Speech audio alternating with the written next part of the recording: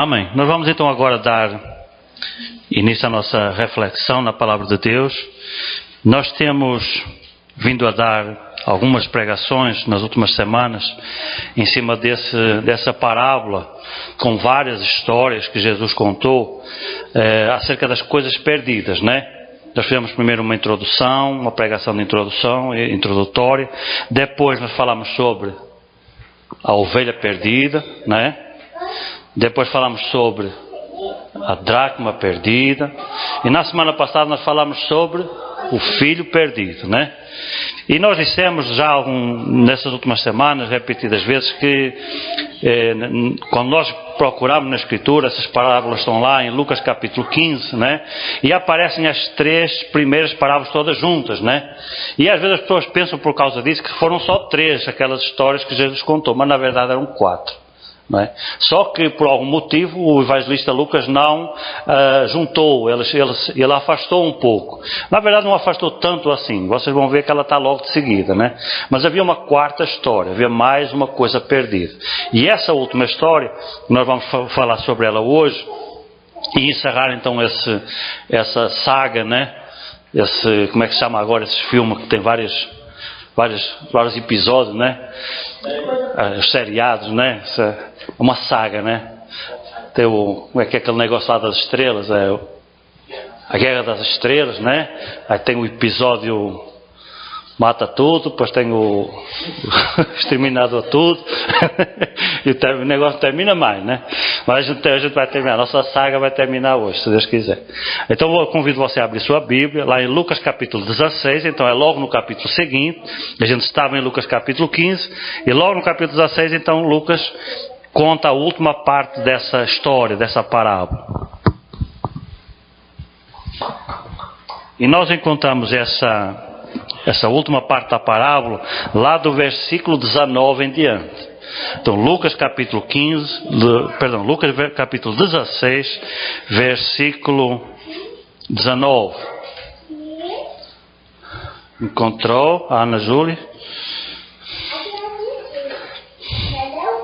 E diz assim esse texto da palavra de Deus: Ora, havia um homem rico, e vestia-se de púrpura e de linho finíssimo, e vivia todos os dias regalada e esplendidamente. Era um cara bem sucedido. Havia também um certo mendigo chamado Lázaro, que jazia cheio de chagas à porta daquele, e desejava alimentar-se com as migalhas que caíam da mesa do rico, e os próprios cães vinham lamber-lhe as chagas. E aconteceu que o mendigo morreu, e foi levado pelos anjos para o seio de Abraão. E morreu também o rico, e foi sepultado. E no inferno ergueu os olhos, estando em tormentos. E viu ao longe Abraão e Lázaro no seu seio. E clamando disse: Pai Abraão, tem misericórdia de mim, e manda Lázaro que molhe na água a ponta do seu dedo e me refresque a língua, porque estou atormentado nesta chama. Disse porém Abraão: Filho, lembra-te que recebestes os teus bens em tua vida, e Lázaro somente males. Agora este é consolado e tu atormentado. E além disso está posto um grande abismo entre nós e vós, de sorte que os que quiserem passar daqui para vós não poderiam, nem tão poucos de lá passar para cá. E disse ele: Rogo-te, pois, ó Pai, que o mandes à casa de meu pai,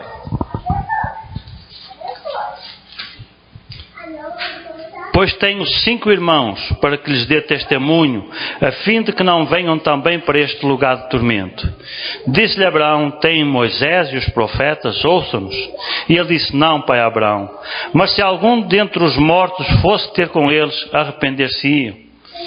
Porém Abraão lhe disse: Se não ouvem a Moisés e aos profetas, tampouco acreditarão ainda que algum dos mortos ressuscite. Amém?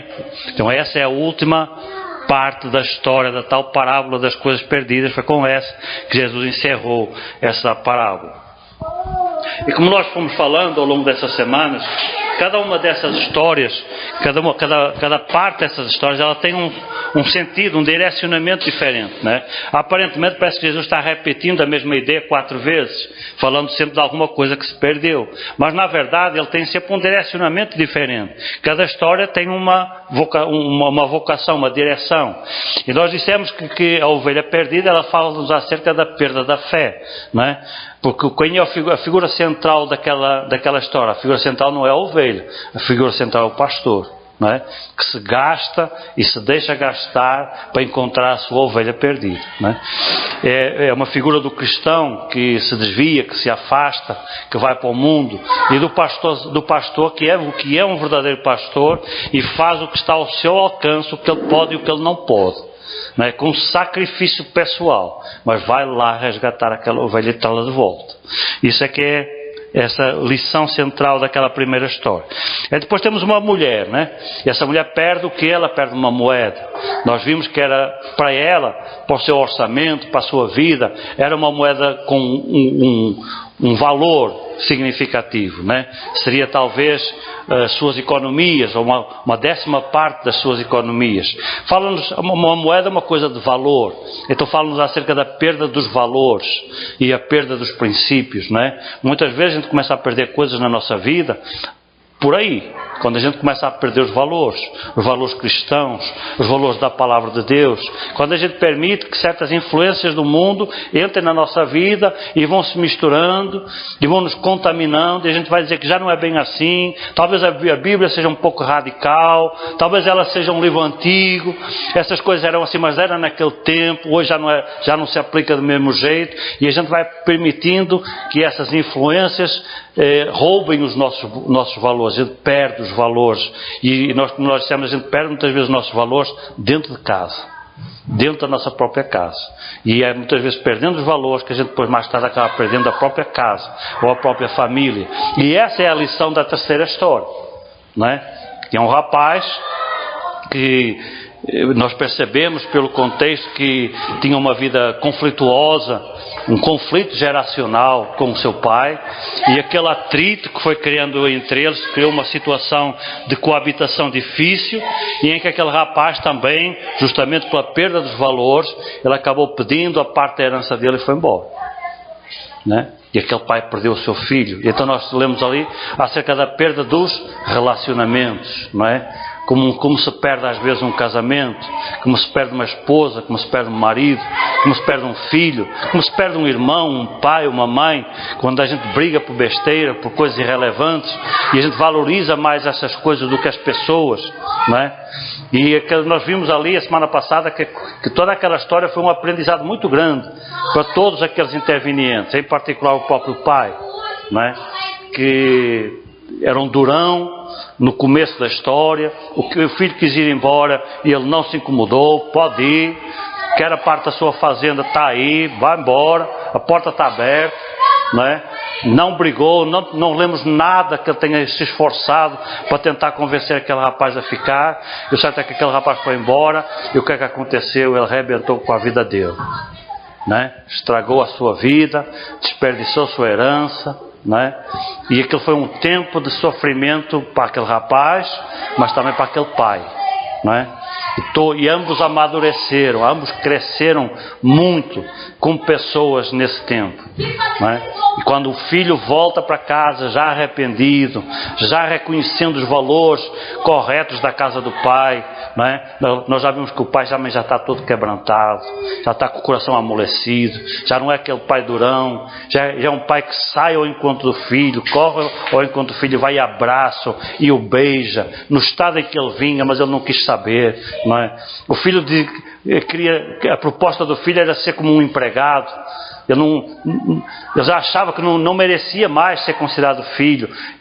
Ser empregado já estava bom demais, mas para aquele pai não, ele era o filho dele, e ele nunca deixaria de ser filho, né? Como nós dissemos, não há divórcio de filho, há divórcio de casamento, de marido e de mulher, mas de filho não.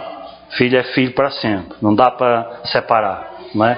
E aquele pai entendeu essa verdade de uma forma muito profunda, e graças a Deus, nessas 3 histórias iniciais, nós também falamos que nessas 3 histórias iniciais, todos recuperaram a sua perda. Com maior ou menor esforço, com maior ou menor sacrifício, todos recuperaram a sua perda, não é?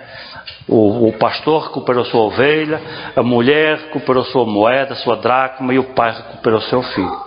Porém, a última história ela é diferente. Nesta última história nós temos a história acerca de um homem. Essa história também tem 2 protagonistas. É um homem rico, que vivia regalado e esplendidamente, como diz aqui o versículo 19, e podemos dizer que tem um figurante na história, aquele ator de segundo plano, né? Que é um cristão, Lázaro. Mas na verdade a história ela senta-se mesmo em torno do que acontece com o rico, né? E nessa história o que é que acontece? Eles tinham vidas muito diferentes, 2 homens contemporâneos, viveram a mesma época, viviam próximo um do outro, porque nós lemos que o Lázaro, ele era uma pessoa, era um mendigo, era uma pessoa socialmente desfavorecida, não é? Provavelmente uma pessoa sozinha, e a Bíblia diz que ele vivia na porta do rico. E esperava que o rico lhe desse das migalhas que caíam da sua mesa. E fica a ideia que nem isso ele tinha, né? E os seus melhores amigos eram os cachorros, que vinham lamber-lhe as feridas, as chagas, né? Consequência da sua enfermidade. Não tinha quem cuidasse dele.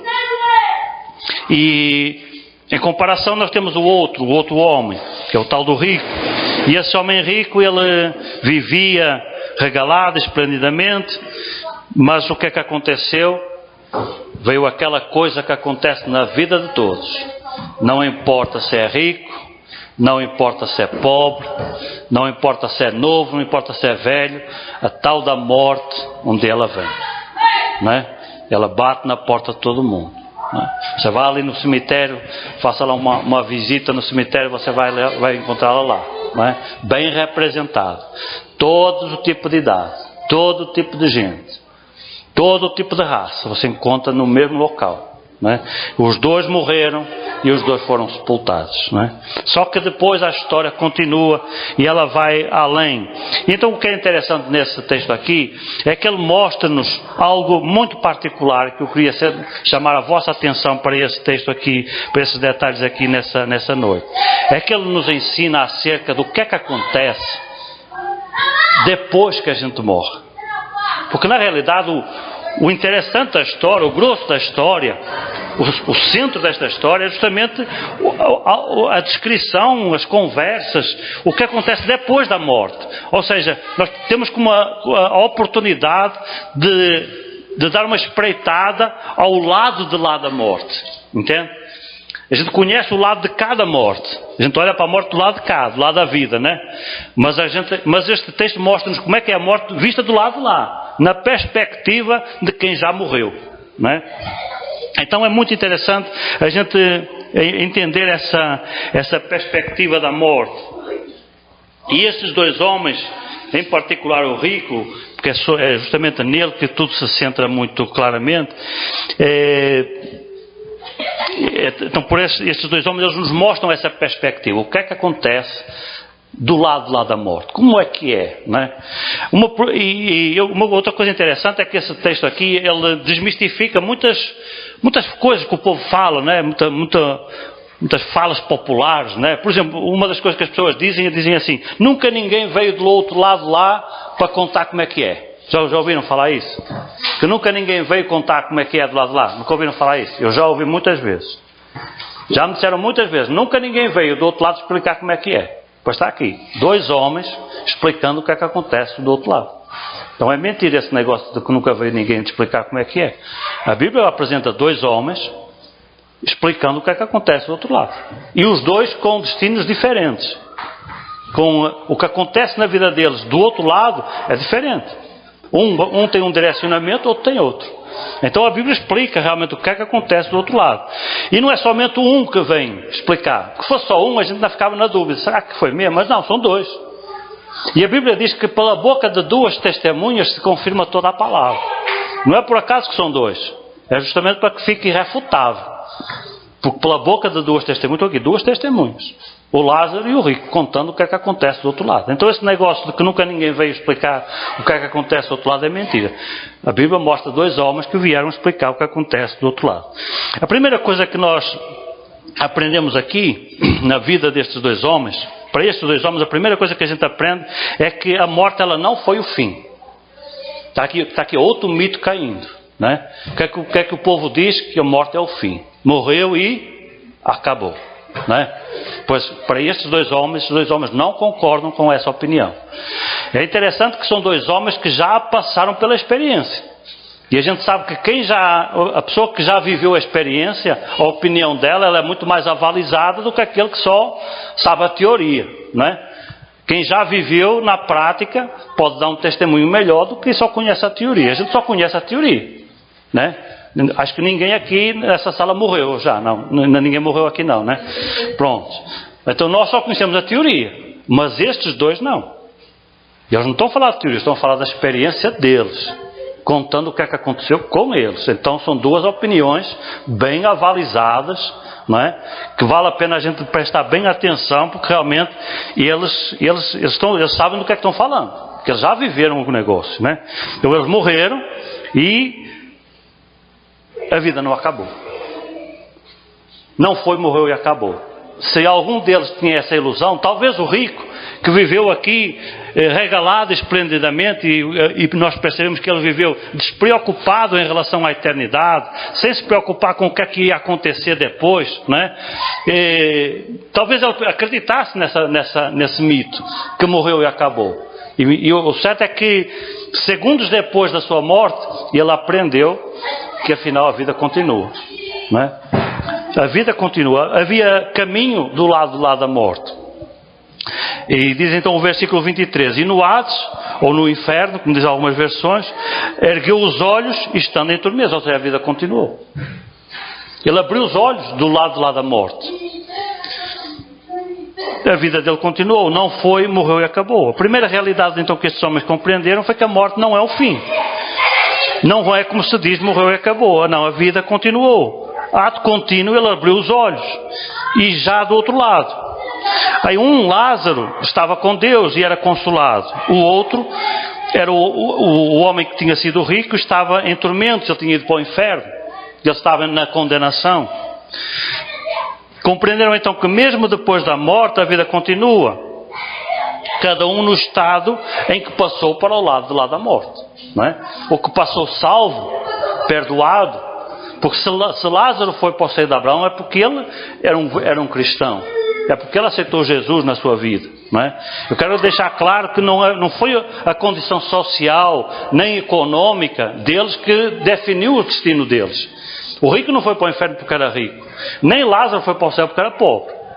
Na verdade, o texto não conta, mas nós compreendemos isso, comparando Escritura com Escritura, e nós entendemos que realmente o que salva a pessoa é a decisão que ela faz em relação à eternidade. Se a pessoa quer passar a eternidade com Deus, ou se ela não quer Deus na sua vida. Não é? A pessoa que não quer Deus na sua vida, Deus não obriga a pessoa a viver com Ele. Não é?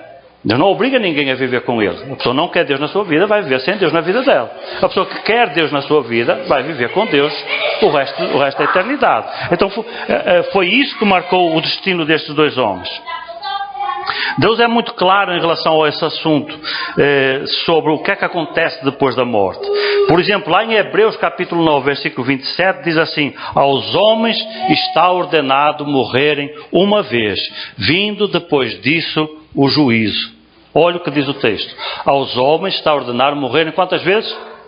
Uma vez. Só se morre uma vez. E o que é que diz o texto? Vindo depois disso o juízo. Ou seja, há assuntos para resolver, há assuntos para tratar depois da morte. Que só dá para tratar depois da morte, não dá para tratar antes. Então, primeiro a gente tem que morrer e depois diz, agora nós vamos acertar contas. Certo? Então você vai... para a gente poder prestar contas, como é que a gente poder prestar contas se morreu e acabou? Se a gente está morto, não consegue fazer nada. Não é? Se a gente fica inerte. Não, a vida continuou. A vida tem que continuar para a gente poder prestar contas. Não tem como ir prestar contas se a gente já está morto. se a morte fosse o fim. Então o próprio texto de Hebreus deixa claro que a vida continua do lado da morte. É interessante que a gente notar esse pormenor, esse detalhe, que o que havia sido rico, ele só abre os olhos depois de estar morto. Interessante, não é? Parece que ele viveu essa vida aqui com os olhos fechados. Às vezes a gente usa essa expressão, não é? A pessoa que anda de olhos fechados, quer dizer, anda cego. E a Bíblia Sagrada diz que o diabo ele é especialista em cegar o entendimento dos incrédulos, para que não se resplandeça a glória do Evangelho de Cristo. Então este homem era um homem que viveu toda a sua vida com os olhos fechados, cego para as coisas de Deus, cego para as coisas espirituais, para os assuntos que realmente interessam. Porque essa vida aqui, são 60, 70, 80 anos, ela é só uma antecâmara da verdadeira vida. A verdadeira vida é a vida eterna. Isto aqui é como se fosse a introdução. Deus dá-nos este tempo aqui, estes 70 anos, para a gente decidir o que é que vai fazer com a eternidade. Se a gente quer a eternidade com Deus, se a gente não quer a eternidade com Deus. A verdadeira vida, ela começa depois que a gente morre. Dessa aqui, a gente começa a verdadeira vida. E essa não tem mais fim. Não tem mais morte, não tem mais limite. Vai ser sempre andar. Se você escolhe estar com Deus, você vai viver a eternidade com Deus. Se você diz, não quero Deus, você vai viver a eternidade sem Deus. Deus não obriga você a viver com Ele. Ninguém é obrigado a ficar perto de Deus.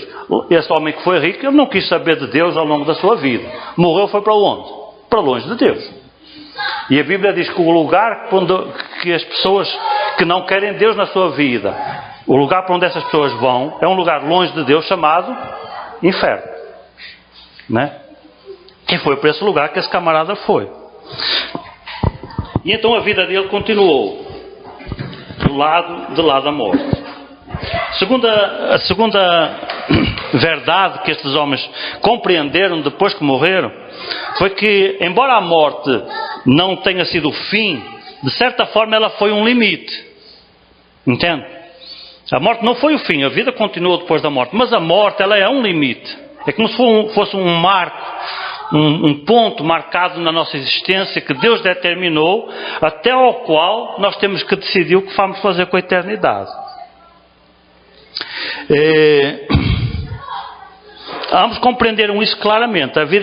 Esta vida aqui é o limite que nós temos para nos arrependermos e vivermos para a glória de Deus. É durante essa vida que a gente toma essa decisão. A decisão que nós tomamos ao longo dessa vida é que vai prevalecer depois da morte. E foi isso que aconteceu na vida destes homens. A morte ela não foi o limite, não foi o fim, mas foi o limite, até a qual eles decidiram o que queriam fazer com a eternidade. Notemos que o homem que tinha sido rico aqui no mundo, ele chega mesmo a falar em arrependimento. Não é? Ele fala acerca dos irmãos dele, da família dele, e fala em arrependimento. Mas é tarde demais, porque depois da morte não há mais margem para arrependimento. É interessante a lucidez, o que me impressiona, a lucidez, a clareza com que eles entendem as coisas espirituais depois da morte. Até a morte ele parece que não entendia nada dessas coisas. Tudo para ele era um disparate, uma coisa absurda. Depois que ele morreu, a mente dele se transforma. E ele começa a entender as coisas como ele nunca tinha entendido nessa vida. A morte foi para eles então como um marco, um ponto marcado na sua existência. É o momento determinado por Deus, até ao qual nós temos que decidir se queremos ou não queremos Deus na nossa vida. E em função da decisão que a gente tomar, é assim que a gente vai viver a eternidade. Então esta compreensão eles só conseguiram depois da morte. Até a morte eles não tinham essa decisão, essa compreensão. A terceira lição que eles aprenderam também, que nós encontramos aqui, às vezes também diz assim: depois da morte vamos estar todos de acordo. Aqui ninguém se entende, né? Família, as pessoas brigam umas com as outras, mas depois da morte nós vamos estar todos de acordo, né? Às vezes as pessoas pensam dessa forma. Só desligar aqui esse negócio.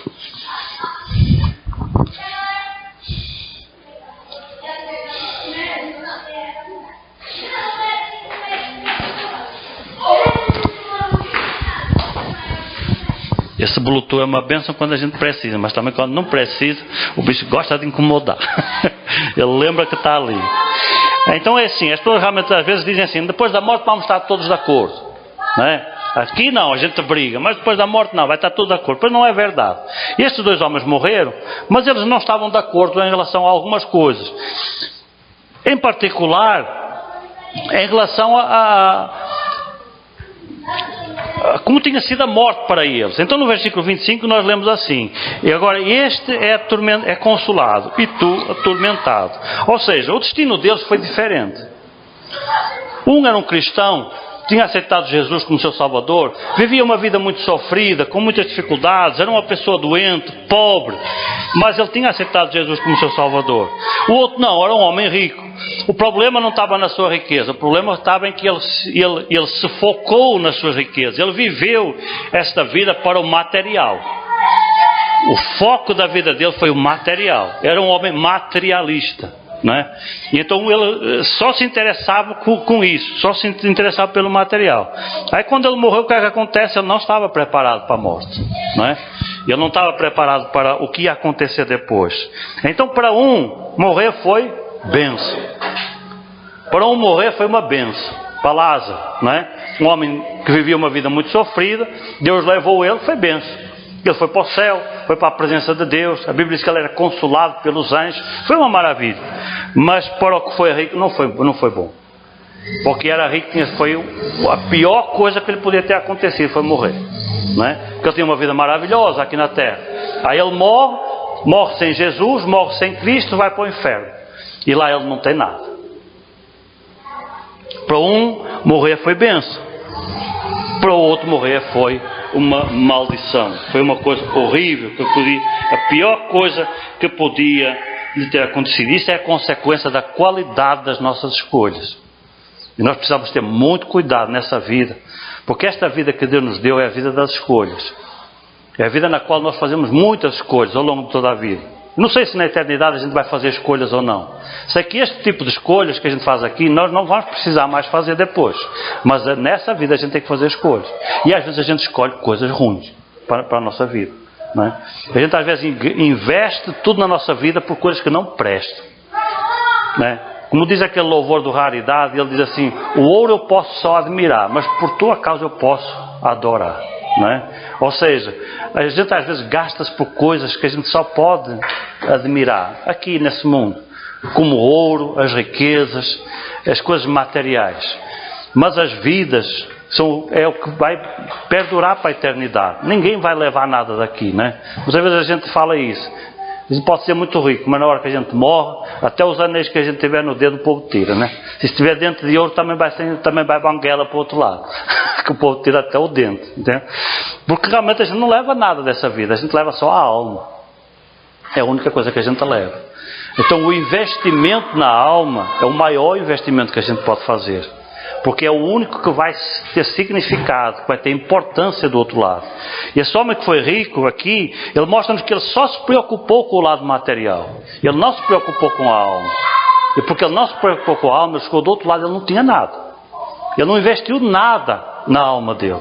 E quando ele chegou lá, ele não tinha nada. Ele estava perdido. O outro, coitado, não tinha muita coisa aqui nesse mundo. Mas ele se preocupou com a sua alma. E por isso, quando ele partiu, ele foi para a eternidade com Deus. A quarta lição que a gente também aprende aqui é que a morte também, de certa forma, ela foi um ponto de grandes mudanças na vida deles. Nós notamos que a vida deles levou uma virada completa depois que eles morreram, não é? Um vivia de um jeito, passou a viver na posição oposta. E o outro vivia bem, passou também para a posição oposta. A vida deles foi completamente revolucionada com a morte. Então nota, em primeiro lugar, um era rico e o outro era pobre. Certo? Aí depois da morte, o rico que vivia esplendidamente, agora é um homem extremamente pobre. Tanto espiritualmente, porque não tem Deus, como até materialmente. Notem que ele chega a pedir que Lázaro molhe o seu dedo na água e para lhe refrescar a língua. Ou seja, ele não é senhor nem de uma gota d'água. Um homem extremamente rico aqui nesse mundo, chega do outro lado, ele não é dono nem de uma gota d'água para matar a sua sede. Ele não tem nada. Está completamente pobre. Muito, muito pobre. Por outro lado, que foi pobre aqui nesse mundo, e ele era pobre, socialmente desprezado, desejava alimentar-se com as migalhas que caíam da mesa do rico, e fica-nos a ideia que nem isso ele tinha. Agora ele é consolado por Deus. E acrescentam as Escrituras, a Bíblia Sagrada diz que aquele que aceita Jesus é herdeiro de Deus e co-herdeiro de Cristo. Você sabe o que é ser herdeiro de Deus? A certo momento o apóstolo Paulo escreve aos Coríntios e diz assim: tudo é vosso. Sabe o que é que Deus diz aos seus filhos? Você é meu herdeiro. Se Deus é o dono de tudo, a Bíblia diz que sua é prata e seu é o ouro. E você é herdeiro dele. Aquele que aceita Jesus é muito rico. E esse homem nesse mundo, ele era extremamente pobre. Ele aceitou Jesus, ele tornou-se um homem extremamente rico. Porque ele tornou-se herdeiro de Deus e co-herdeiro com Cristo. Ou seja, tudo que é de Jesus é nosso. Nós não tomamos posse ainda. Sabe quando é que a gente vai tomar posse? Depois da morte. Do lado de lá da morte. Foi quando esse homem aqui entrou na posse da sua herança. Não é? Às vezes a gente tem gente que é muito rica, né? Mas não vive a sua riqueza. Porque o dinheiro ainda está na mão dos pais ou dos avós que ainda são vivos. Então não adianta, não é? Tem uma grande riqueza ele esperando, mas tem que esperar, não é? E aqui é a mesma situação. A nossa herança, ela está do lado da morte. A gente morre, a gente entra na posse da nossa herança. E o outro que era rico não se preocupou com a sua alma. Foi para o outro lado e tornou-se extremamente pobre. Normalmente as pessoas ricas, elas também são muito conhecidas, não é? Quem tem dinheiro, a gente sabe quem é. As pessoas ricas, elas gostam também de ser notadas, de ser conhecidas socialmente, não é? Então vamos perguntar assim: quem são as pessoas mais ricas de Ibiapina? Talvez vocês saibam dizer o nome. Eu não sei porque eu não sou daqui, né? Eu estou aqui há pouco tempo. Mas talvez as pessoas daqui, da cidade, se eu perguntar quem são as pessoas mais ricas de Ibiapina, todo mundo sabe o nome delas, não é? Se eu perguntar quem são as pessoas mais pobres de Ibiapina, alguém sabe o nome? Ninguém sabe o nome do pobre, mas todo mundo sabe o nome do rico, não é? Notem a virada que aconteceu aqui. Aqui na terra, o rico certamente era um homem conhecido. E o pobre, ninguém sabia quem ele era. Agora eles morrem. Vão para a eternidade. Estão do lado da morte. O que é que acontece? Quem é o rico? Ninguém sabe. Completo anônimo. Nós só sabemos que era um homem rico, que viveu neste mundo e que morreu. Ninguém sabe o nome dele. E o pobre? Quem era o pobre? Era Lázaro. Todo mundo sabe o nome dele, não é? Lázaro tornou-se famoso. Há 2000 anos que se prega acerca desse Lázaro. Todo mundo fica sabendo quem é esse Lázaro. Um homem famoso, não é? Tornou-se extremamente conhecido.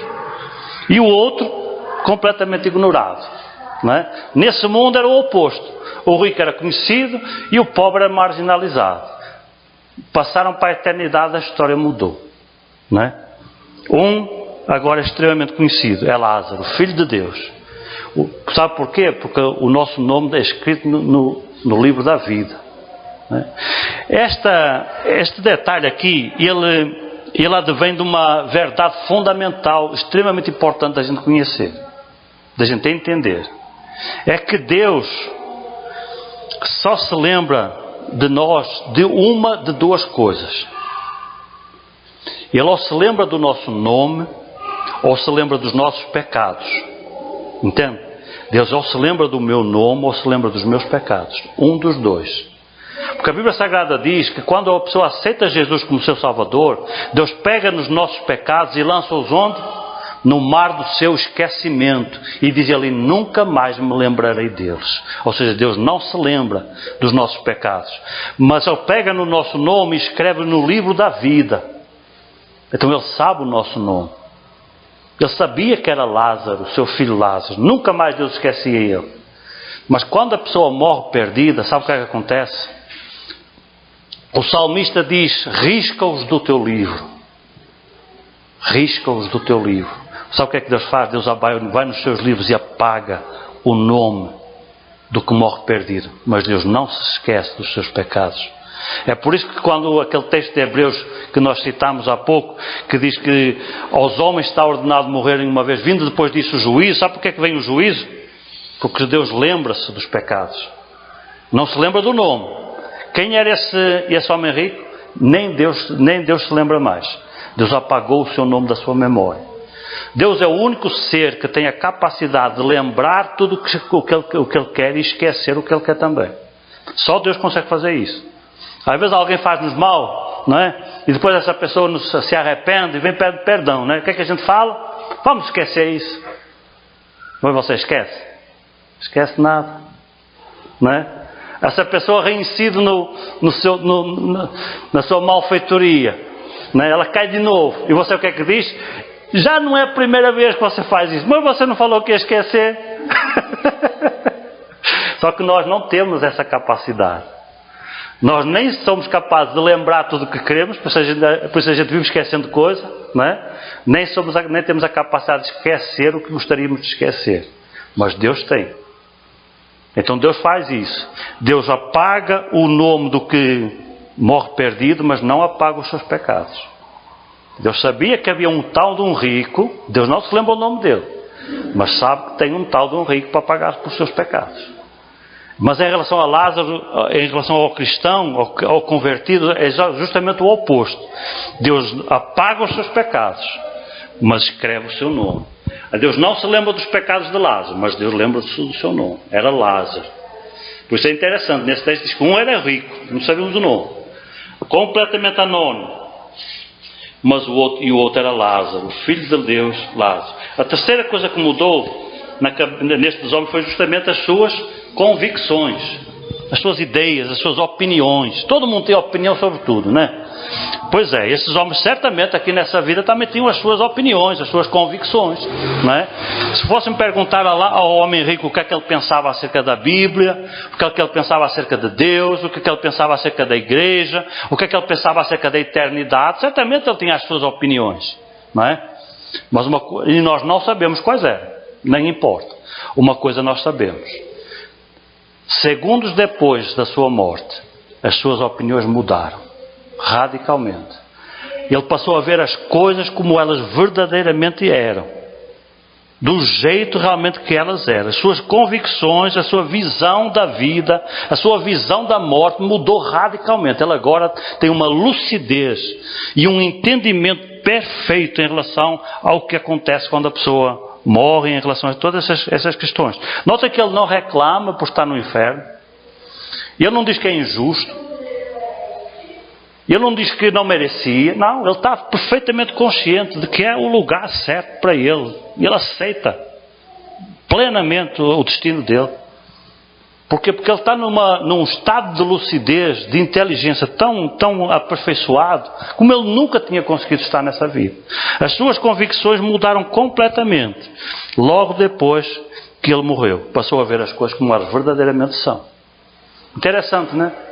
Tem muita gente que vai mudar a sua opinião depois de morrer. Nessa vida pensam o que quiser. Podem pensar a maior besteira, não importa.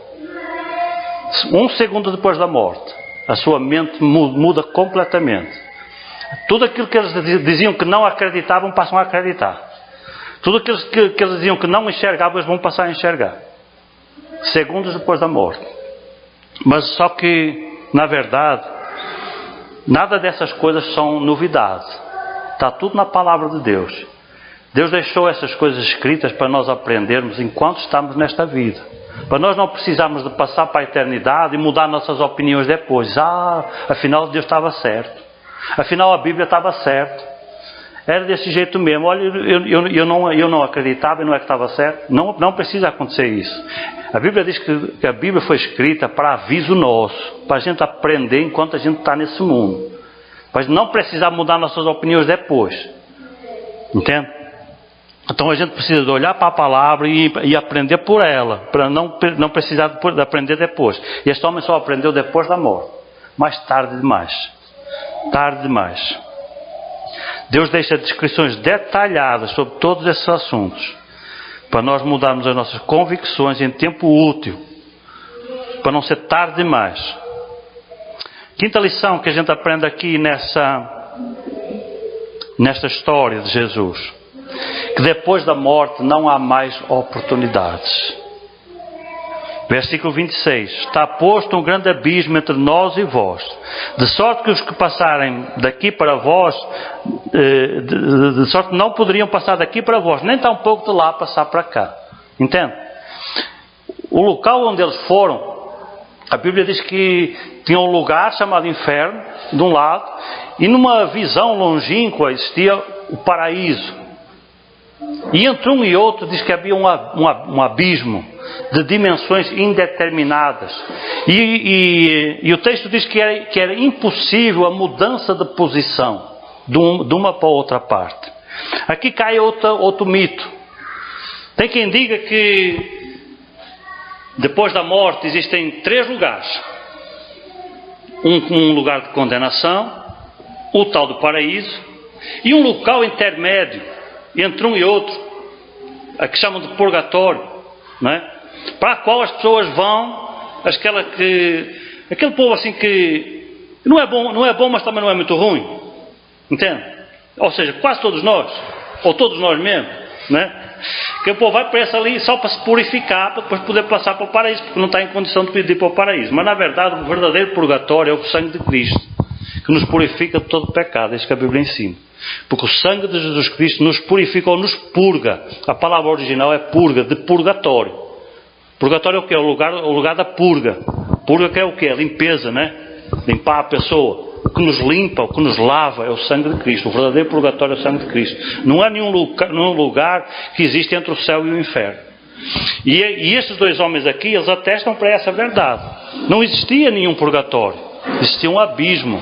E Abraão deixa claro que não é possível passar de um lado para o outro. Ou seja, depois da morte não há mais oportunidades. Cada um ficou no estado em que passou para o lado de lá. O que passou perdido, continuou perdido. O que passou salvo, continuou salvo. Não tem hipótese de mudar de posição depois da morte. Fica-se exatamente na posição em que estiver. Esta é também a quinta opinião que estes homens deixam na Escritura sobre a sua experiência depois da morte. Eles estão vindo do lado de lá para nos contar isso aqui. Pronto. 5 lições para nós aprendermos a visão deles do que é a morte, como é a morte do lado de lá. Depois de morrer, o que é que acontece? Agora eu gostaria só de chamar a vossa atenção para 2 pensamentos bem rápidos sobre como, depois da morte, do lado de lá da morte, como é que agora estes homens veem a vida. A vida que nós estamos vivendo aqui agora, né? A nossa vida. E eles morreram, estão do lado de lá da morte e agora olham para a vida, para trás, né? E qual é agora a perspectiva deles? Como é que eles veem a vida?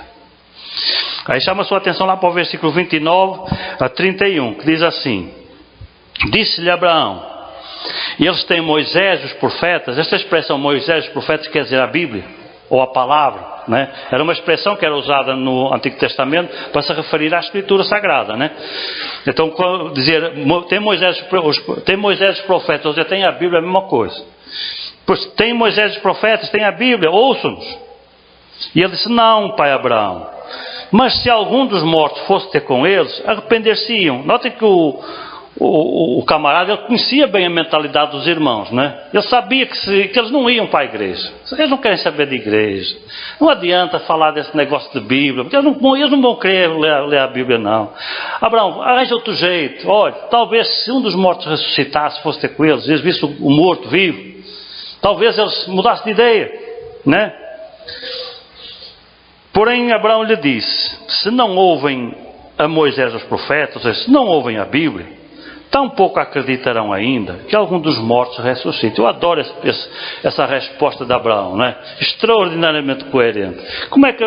Não adianta, né? Se a pessoa não acredita na palavra de Deus, se chegar alguém que morreu, ela vai dizer que ele não morreu.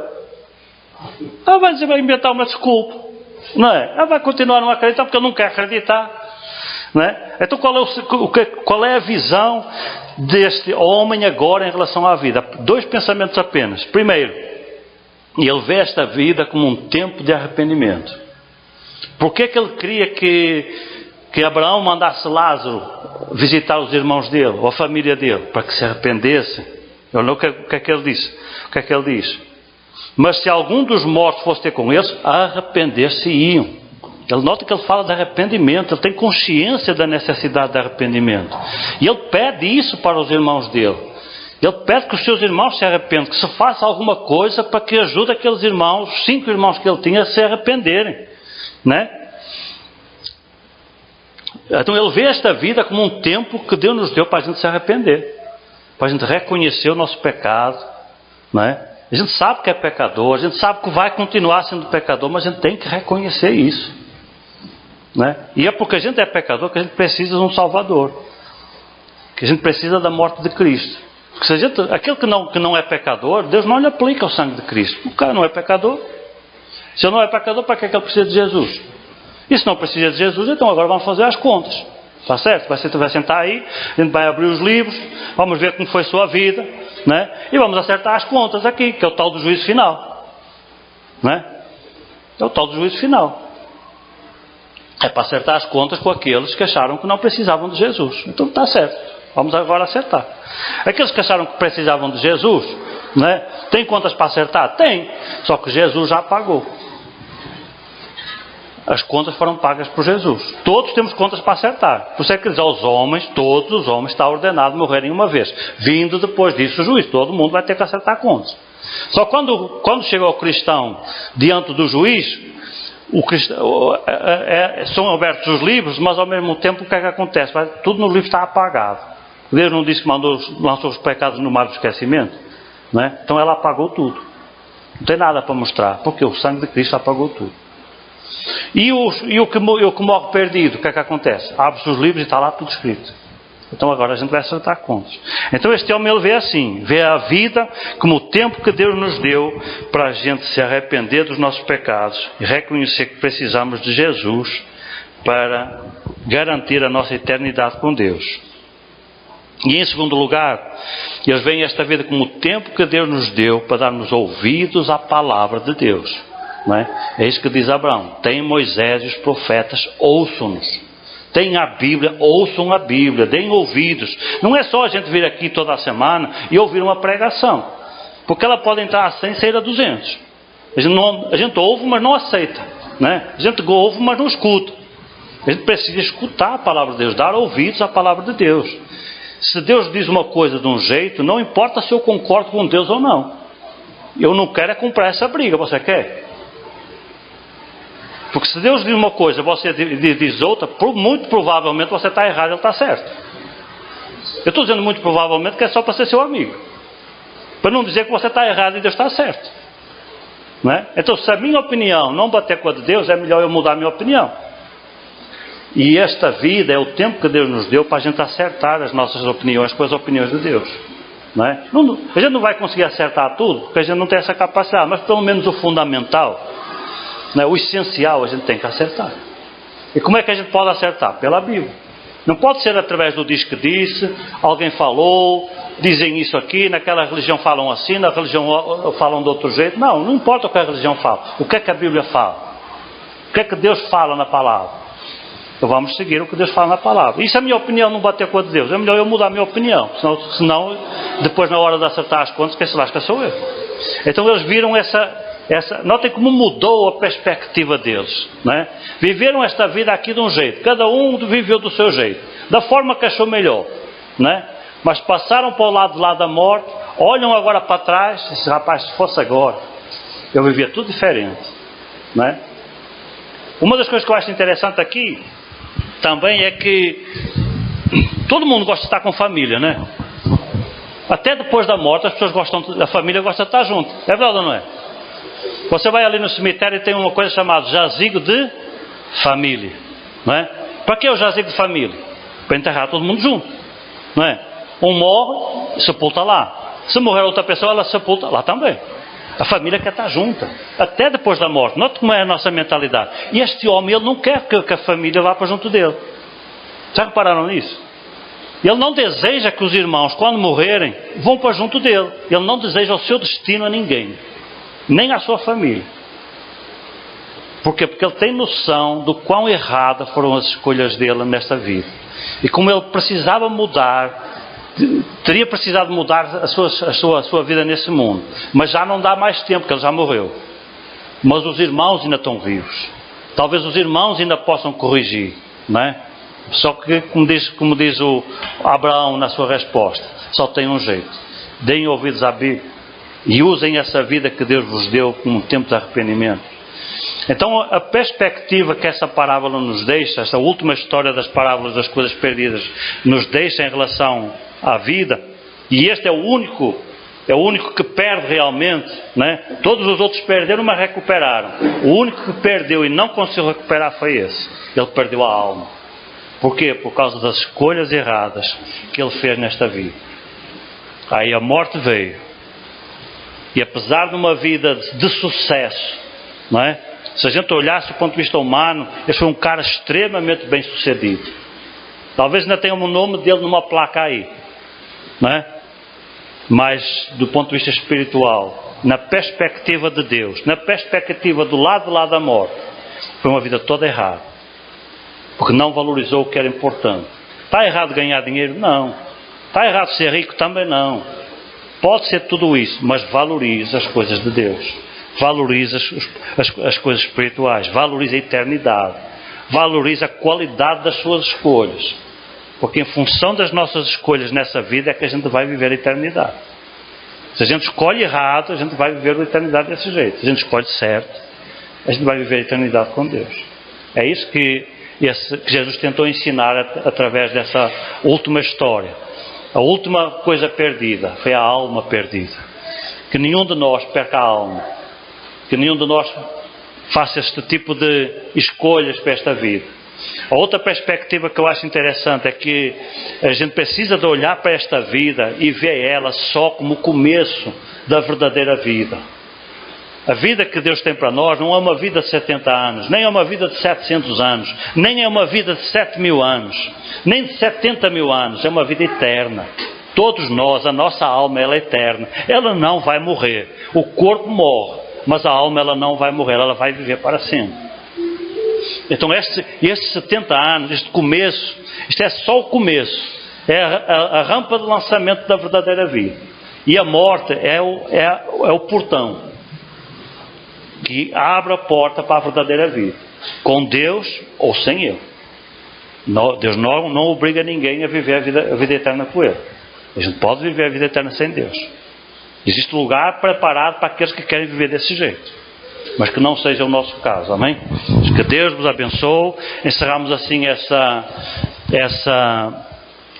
saga, né, das pregações nas coisas perdidas, e o meu desejo é que Deus tenha falado profundamente aos nossos corações através dessas 5 semanas que a gente vem debatendo estas histórias, esta parábola grande, com muitas histórias que Jesus contou, cheias de ensinamento. Que Deus vos abençoe.